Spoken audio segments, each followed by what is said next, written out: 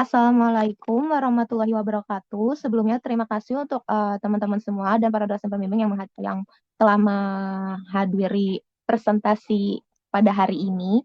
Sebelumnya kami dari kelompok 9 izin akan mempresentasikan terkait contextual teaching learning. Boleh di next. Untuk anggota kelompok kami sendiri, yang pertama ada Friska Kurnia Rahmadani, lalu Mauli Jasmine Awali, saya sendiri Raifa, dan Reni Dwi Agustina. Latar belakang. Contextual Teaching and Learning atau CTL menjadi salah satu pendekatan yang relevan dan strategis dalam meningkatkan kualitas pembelajaran yang berpusat kepada peserta didik. Namun, pada era digital saat ini, penerapan CTL menghadapi tantangan baru, di mana guru dituntut memiliki kompetensi digital dan pemahaman teknologi pembelajaran atau Technological, Pedagogical, and Content Knowledge atau bisa disingkat TPCAK agar mampu mengintegrasikan konteks digital secara efektif ke dalam proses pembelajaran.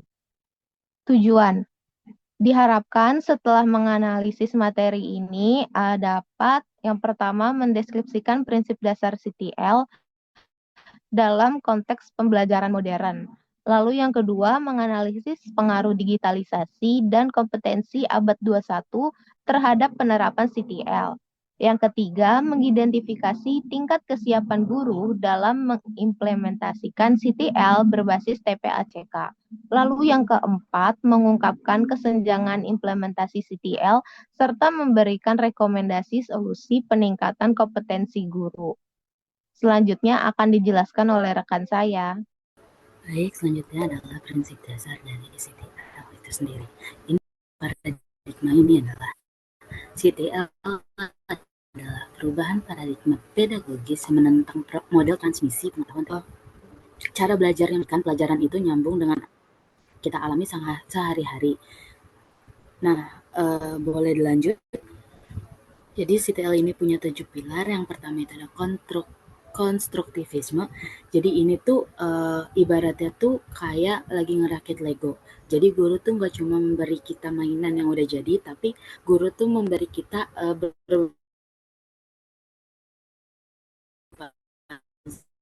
puzzle yang harus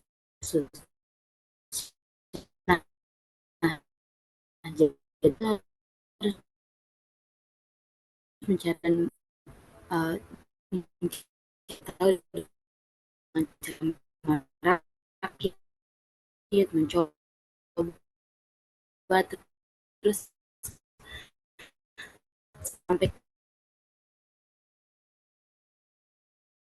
menemukan model yang pas dari kita sendiri. Itu sesuai dengan teori Vygotsky, yaitu yang belajar itu pasti kita punya teman yang bantuin atau scaffolding. Inti dari belajar ini adalah saling bantu satu sama lain.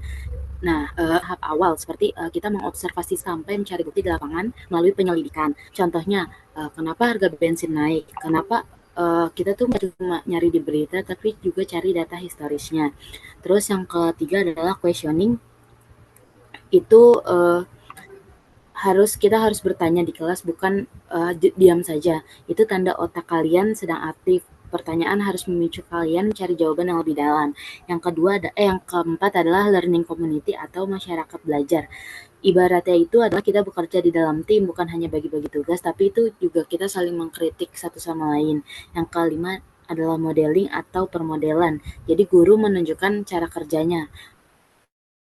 Misal guru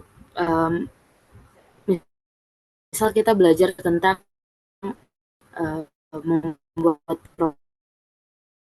proposal, guru itu nggak cuma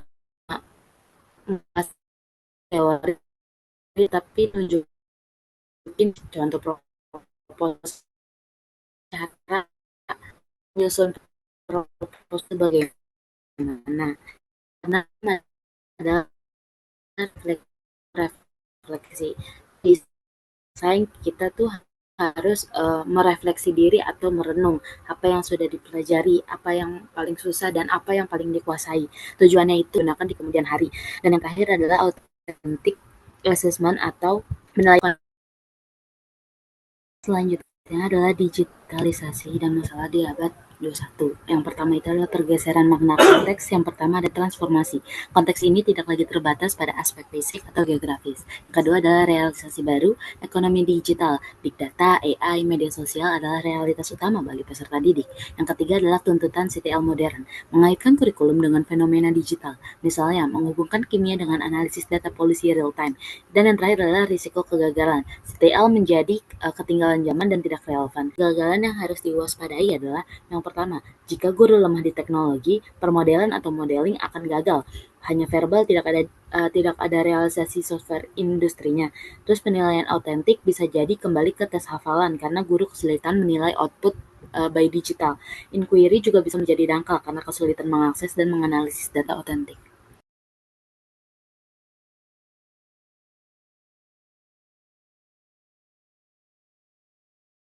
Oke, selanjutnya akan saya lanjutkan. Eh, ada kajian jurnal nasional, yaitu penelitian global tentang CTL dan pendidikan, eh, penelitian nasional tentang contextual teaching and learning di abad ke-21. Nah, isi poin utama dari kajian jurnal ini adalah yang pertama, banyak diterapkan di berbagai jenjang pendidikan seperti SD atau sampai perguruan tinggi. Lalu ada mayoritas hasil menunjukkan contextual teaching and learning itu meningkatkan hasil belajar, motivasi siswa, dan kemampuan berpikir kritis dan kreatif. Lalu yang ketiga ada tantangan utamanya, yang itu yang pertama kesiapan guru dan dukungan lingkungan belajar.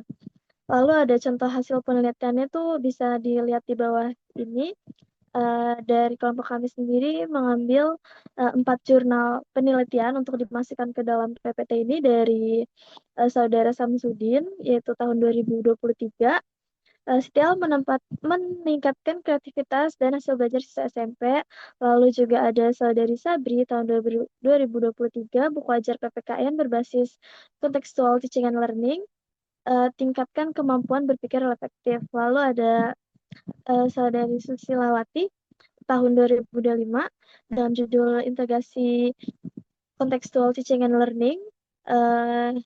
TPEC hasilkan pembelajaran interaktif digital. Dan yang terakhir ada Afrida dan Kofiana tahun 2024. CTL tingkatkan literasi membaca dan menulis SD. Sebelum dilanjut, kajian jurnal nasional itu menunjukkan bahwa contextual teaching and learning sudah banyak diterapkan di berbagai jenjang pendidikan dari SD hingga perguruan tinggi. Nah, hasil penelitian itu umumnya membuktikan bahwa contextual teaching and learning itu meningkatkan hasil belajar, motivasi siswa, serta kemampuan berpikir kritis dan kreatif.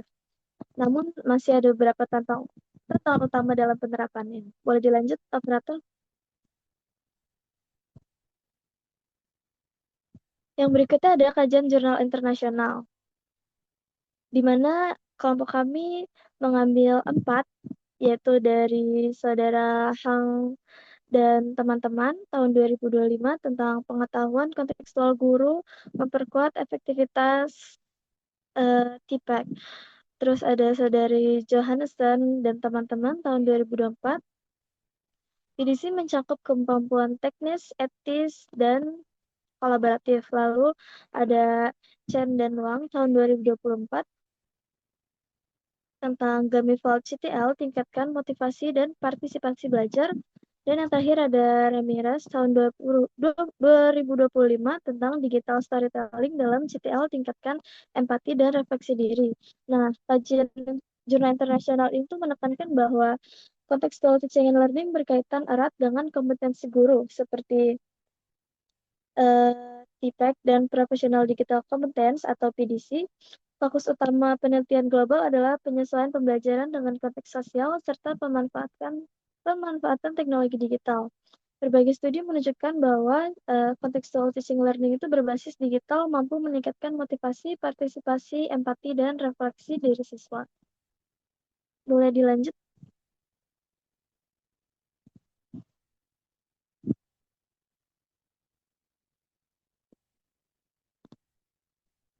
Nah, selanjutnya ada perbandingan dan sinkronasi. Yang pertama itu baik jurnal nasional maupun internasional sepakat bahwa contextual teaching learning efektif meningkatkan kualitas pembelajaran dan menempatkan guru sebagai fasilitator. Perbedaannya adalah penelitian nasional lebih fokus pada praktik dan bahan ajar, sedangkan penelitian internasional lebih menyoroti kerangka kompetensi guru. Contextual teaching and learning akan paling efektif jika guru mampu mengelola konteks sosial dan teknologi, didukung pelatihan profesional dan infrastruktur digital. Boleh dilanjutkan oleh rekan saya.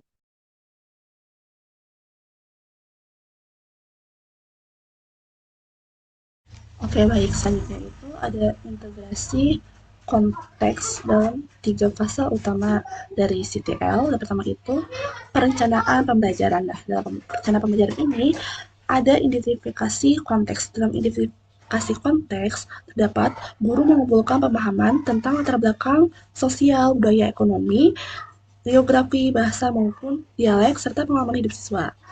Yang kedua itu pemilihan materi yang relevan.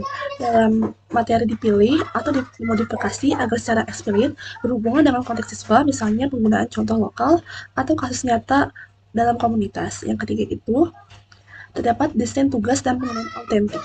Dalam hal ini, rancangan penilaian mencakup produk-produk nyata seperti portofolio, laporan lapangan, presentasi komunitas, ataupun proyek solusi masalah lokal. Yang kedua itu terdapat pelaksanaan pembelajaran. Dalam pelaksanaan pembelajaran itu terdapat aktivitas kontekstual. Dalam aktivitas kontekstual itu melibatkan siswa dalam eksplorasi konteks sosial maupun budaya lingkungan mereka. Yang kedua itu kolaborasi dan konstruktivis. Kolaborasi pembelajaran berlangsung secara kolaboratif dengan guru berperan sebagai fasilitator. Yang ketiga itu dapat dukungan sumber daya. Dalam dukungan sumber daya, fasilitas kelas, teknologi pembelajaran, serta akses ke sumber belajar kontekstual. Menggunakan dokumen kerjakan lokal, data komunitas, ataupun eksperimen sederhana. Selanjutnya itu yang ketiga itu ada penilaian dan evaluasi. Nah, dalam penilaian dan evaluasi itu terdapat penilaian autentik dan berkelanjutan. Evaluasi menilai kemampuan siswa untuk menetapkan pengetahuan dalam konteks nyata dengan umpan balik yang mengarahkan perbaikan proses belajar. Yang terakhir itu ada refleksi konteks. Dalam refleksi diajak merefleksikan bagaimana pengalaman belajar terkait dengan konteks sosial, budaya mereka, serta bagaimana pembelajaran mempengaruhi perilaku, berpikir kritis, dan tindakan di lingkungan sekitar. Selanjutnya itu ada 3 konteks sebagai fondasi CTL. Nah, pertama itu dari segi sosial budaya. Dalam segi sosial budaya, dapat memahami norma, nilai, bahasa, dan kebiasaan komunitas lokal agar materi pelajaran relevan secara budaya, memungkinkan siswa melihat hubungan antara ilmu pengetahuan dan identitas mereka. Yang kedua itu ada segi lingkungan. Dalam segi lingkungan, dapat memanfaatkan tempat sekitar di sekolah atau komunitas sebagai kelas hidup, misalnya kunjungan lapangan atau penelitian lingkungan. Yang ketiga itu ada segi pengalaman siswa. Dalam segi pengalaman siswa, menjadi bahan pembelajaran atau pengetahuan tidak hanya disampaikan, melainkan dikonstruksi bersama melalui pengalaman, diskusi, dan refleksi. Terdapat CTL dapat efektif dalam kondisi. Yang pertama itu relevansi konteks dan keterkaitan dengan kehidupan nyata. CTL menekankan pembelajaran yang mengkaitkan materi dengan situasi kontekstual siswa, sehingga materi terasa bermakna dan mudah dipahami. Yang kedua itu keterlibatan aktif dan motivasi belajar CTL. Mendorong siswa untuk menemukan materi melalui pengalaman langsung, diskusi kelompok, dan eksplorasi kontekstual. Keterlibatan ini meningkatkan motivasi belajar karena siswa merasa bagian dari proses literasi materi dan dapat melihat hubungan antara teori dan praktik sehari-hari. Yang ketiga itu ada kolaborasi, konstruktivisme, dan pembangunan pengetahuan bersama. CTL menekankan kerjasama antar siswa membangun pengetahuan secara konstruktif melalui diskusi, presentasi, dan pemecahan masalah bersama. Selanjutnya itu terdapat dukungan kurikulum, fasilitas, dan kapasitas pendidik. Keberhasilan CTL dipengaruhi bagaimana kurikulum memstruktur konteks pembelajaran, bagaimana fasilitas kelas mendukung eksperimen maupun penemuan, serta kemampuan guru dalam merancang masalah kontekstual, berbagai strategi penilaian autentik, dan adaptasi terhadap dinamika kelas. Nah, selanjutnya itu ada penilaian autentik dan umpan balik berkelanjutan. Efektivitas GTL juga dipengaruhi oleh sistem penilaian yang mencerminkan konteks pembelajaran, kemampuan siswa untuk menerapkan konsep, serta kemampuan berpikir tingkat tinggi. Dan yang terakhir itu ada konteks pandemi dan adaptasi CTL. Dalam masa pandemi COVID-19, CTL dianggap tepat sebagai alternatif pembelajaran yang menekankan keterlibatan siswa melalui hubungan materi dengan realitas kehidupan nyata serta kemampuan mereka menerapkan pembelajaran dalam konteks kehidupan sehari-hari.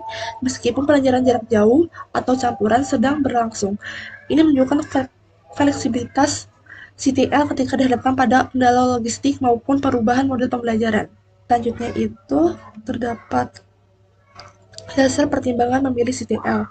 Nah, dalam kajian teoritis ini, CTL menekankan bahwa pembelajaran yang relevan secara kontekstual meningkatkan minat pemahaman dan memori jangka panjang karena siswa melihat aplikasi praktis dari pengetahuan yang dipelajari, sehingga ini sejalan dengan tujuan pembelajaran yang menekankan konteks dunia nyata sebagai landasan dalam membangun pengetahuan atau foundation of meaningful learning. Selanjutnya itu ada faktor pendukung dari CTL. Yang pertama itu ada kesiapan guru, yang kedua itu ada fasilitas pendukung, yang ketiga itu ada tersediaan sumber belajar, yang keempat itu ada dukungan kebijakan dan kurikulum, yang kelima itu ada supervisi dan pengembangan profesional. Lalu ada faktor penghambat CTL. Yang pertama itu ada keterbatasan waktu, yang kedua keterbatasan sumber daya, yang ketiga itu ada kendala lingkungan belajar, yang keempat itu ada kurikulum yang terlalu padat, yang kelima itu ada hambatan infrastruktur digital. Selanjutnya saya akan berikan kepada moderator. Oke, terima kasih untuk kelompok 9 atas presentasinya. Selanjutnya akan dibuka sesi tanya jawab untuk 4 orang penanya. Untuk 4 orang penanya, dipersilakan Raisen. Oke, terima kasih teman-teman kelompok 9 yang sudah masih kesempatan pada malam hari ini. Di sini saya izin untuk bertanya, bagaimana peran pendidik atau seorang guru berubah drastis dalam paradigma CTL dibandingkan model pengajaran tradisional. Apa sudah dapat dipahami?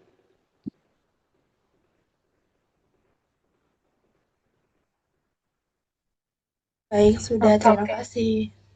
Terima kasih banyak. Oke, untuk penanya kedua, Raisa Dayana, dipersilahkan. Baik, terima kasih moderator atas kesempatannya. Saya izin bertanya kepada kelompok 9, jika CTL dikombinasikan dengan teknologi digital, pembelajaran seperti apa yang ingin kelompok kalian ciptakan? Terima kasih. Oke, terima kasih Raisa. Lalu untuk penanya ketiga, Keiza, dipersilahkan. Baik, sebelumnya terima kasih moderator atas kesempatannya. Saya izin bertanya, menurut kelompok kalian, apa dampak jangka panjang penerapan CTL terhadap kemampuan berpikir kritis dan juga pemecahan masalah mahasiswa? Terima kasih. Oke, terima kasih Kezia. Dan untuk penanya terakhir, Amelia Putri, dipersilahkan.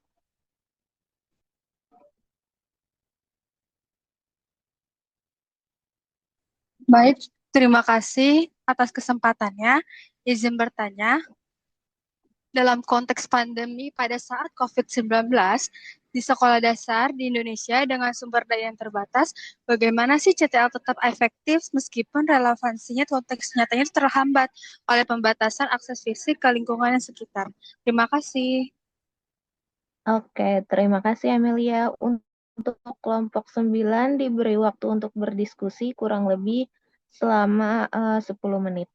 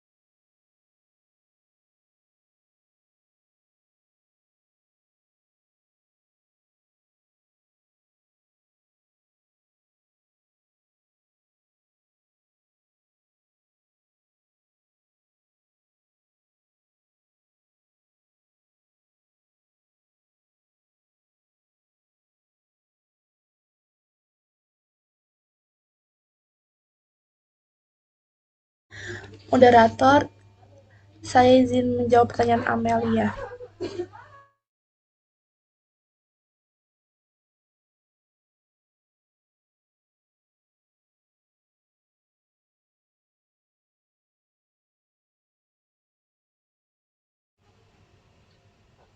Oke, untuk Priska dipersilahkan.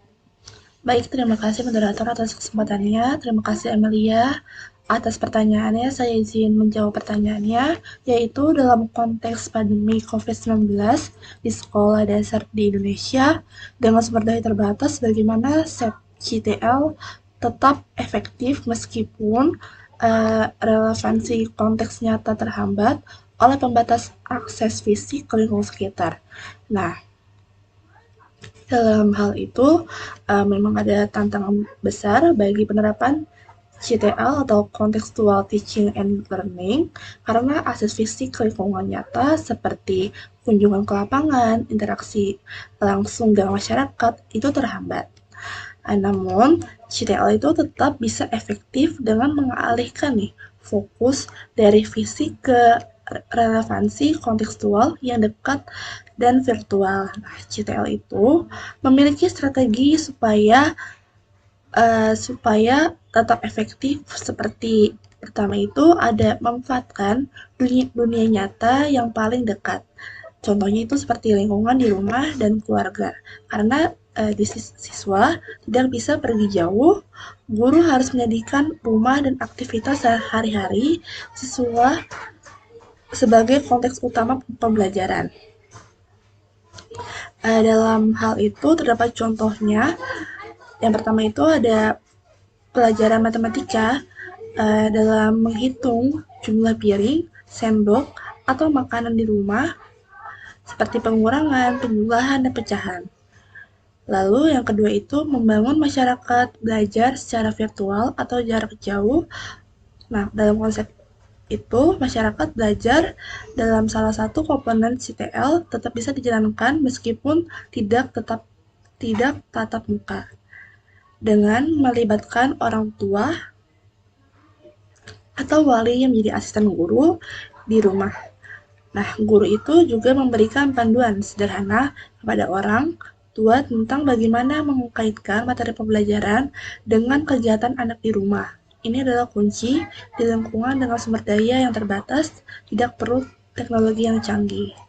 Nah, dalam diskusi virtual sederhana, terdapat juga jika kemungkinan menggunakan grup chat, misalnya seperti WhatsApp, atau panggilan video sederhana jika akses internet memadai, untuk memfasilitasi diskusi antar siswa dan guru, ataupun orang tua murid. Ketiga itu terdapat mengganti pengalaman fisik dengan sumber daya digital sederhana jika sumber daya terbatas. Bukan berarti harus tanpa media sama sekali. Gunakan media yang paling mudah diakses. Contohnya itu seperti video atau foto dari lingkungan sekitar yang aman. Guru atau orang tua bisa mengambil foto atau video singkat tentang pasar, sawah, atau contoh objek yang relevan di sekitar rumah, tanpa harus membawa siswa ke sana. Nah, konten ini kemudian digunakan sebagai bahan ajar.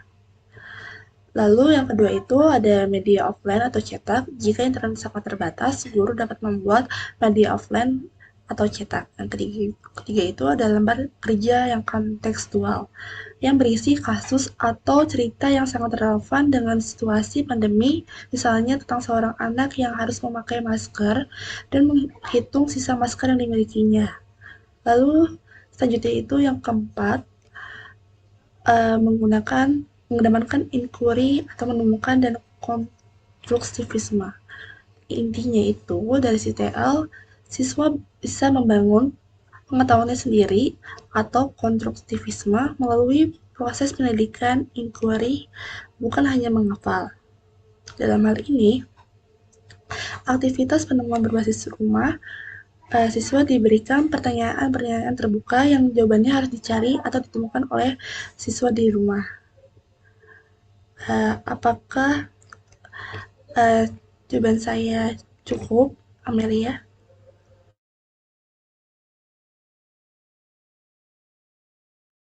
Terima kasih Friska.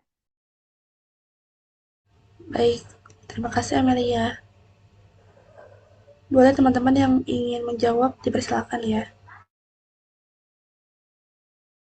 Baik, selanjutnya saya akan menjawab pertanyaan dari Ahmad Yasrafi. Pertanyaannya itu adalah bagaimana peran pendidik atau guru itu berubah drastis dalam paradigma CTL dibandingkan model pengajaran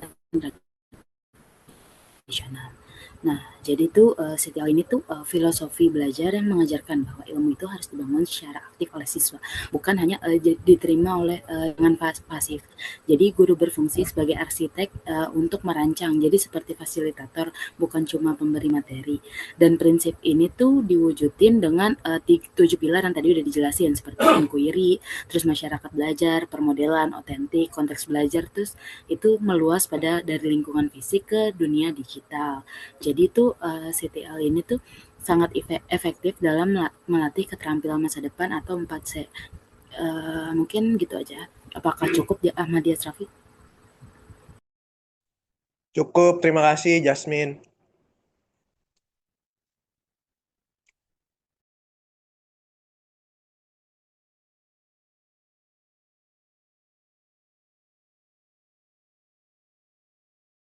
Oke, di sini saya Reni Dwi Agustina izin untuk menjawab pertanyaan dari Raisa. Saudara Raisa itu bertanya, jika CTL dikombinasikan dengan teknologi digital, pembelajaran seperti apa yang kelompok ingin ciptakan? Oke, setelah berdiskusi dengan kelompok, jika CTL dikombinasikan dengan teknologi digital, pembelajaran yang ingin kelompok kami ciptakan adalah pembelajaran yang kontekstual, interaktif, dan bermakna, di mana siswa belajar dari situasi nyata dengan bantuan teknologi. Pembelajaran dirancang berbasis masalah, kehidupan sehari-hari seperti melalui video, simulasi, atau studi kasus digital yang dekat dengan pengalaman siswa. Siswa tidak hanya menerima materi, tetapi aktif berdiskusi, berkolaborasi, dan mencari solusi menggunakan platform digital. Teknologi dimanfaatkan sebagai alat bantu seperti video dan simulasi untuk memahami konsep nyata, aplikasi atau LMS untuk diskusi dan refleksi, proyek digital atau seperti poster, vlog, storytelling untuk mengekspresikan pemahaman. Nah, dengan kombinasi ini, pembelajaran menjadi lebih menarik, relevan, dan melatih keterampilan abad ke-21 seperti berpikir kritis, kreativitas, komunikasi, dan kolaborasi. Mungkin sekian jawaban dari saya. Apakah dipahami? Ya, terima kasih Reni atas jawabannya.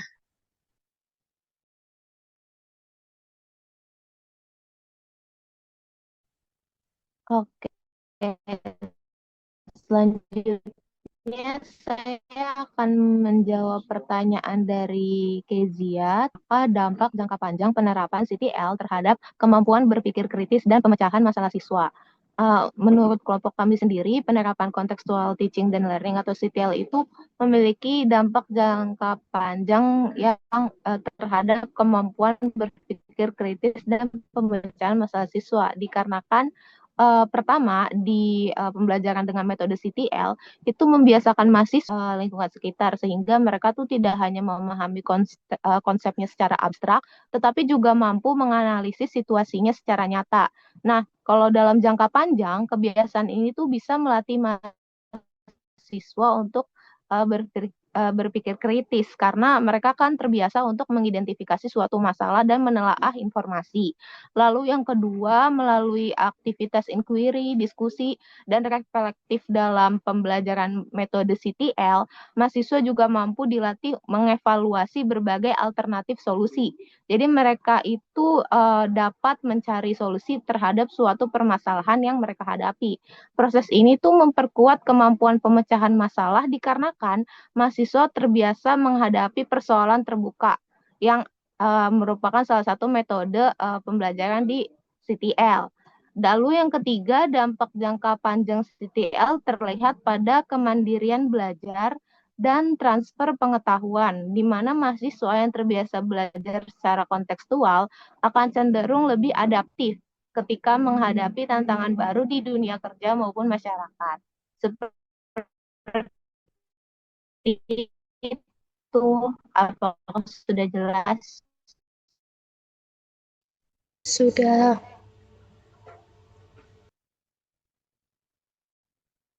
Oke.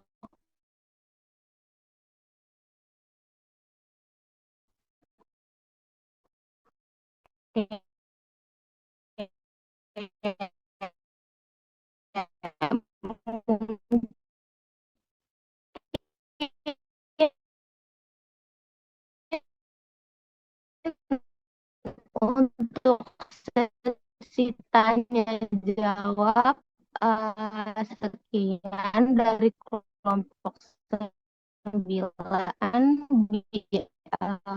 bisa langsung membaca kesimpulan. Baik, izin saya screen ya.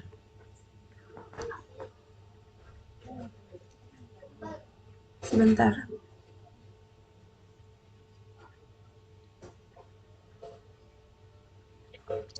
Oke, saya akan membaca kesimpulannya. Yang pertama itu, kesiapan guru dalam menghadapi transformasi digital melalui kerangka TPACK, teknologi pedagogical and content knowledge, menjadi faktor utama keberhasilan CTL di era modern. Guru yang memiliki TPACK kuat mampu mengintegrasikan antara konten, pedagogi, dan teknologi secara seimbang. Yang kedua itu, kesenjangan implementasi CTL akibat keterbatasan kompetensi guru di era digital terjadi karena berbagai faktor. Akibatnya, prinsip CTL seringkali hanya diterapkan secara teoritis tanpa kontekstualisasi media digital yang mendukung. Hal ini menghambat pembentukan keterampilan abad 21 yang seharusnya menjadi output utama CTL.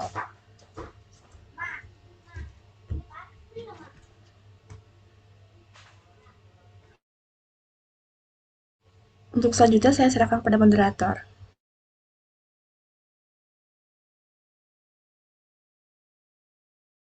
Oke, jadi sekian dari untuk presentasi kelompok 9 pada hari ini. Terima kasih yang telah join. Semoga materi yang diberikan hari ini dapat bermanfaat bagi kita semua.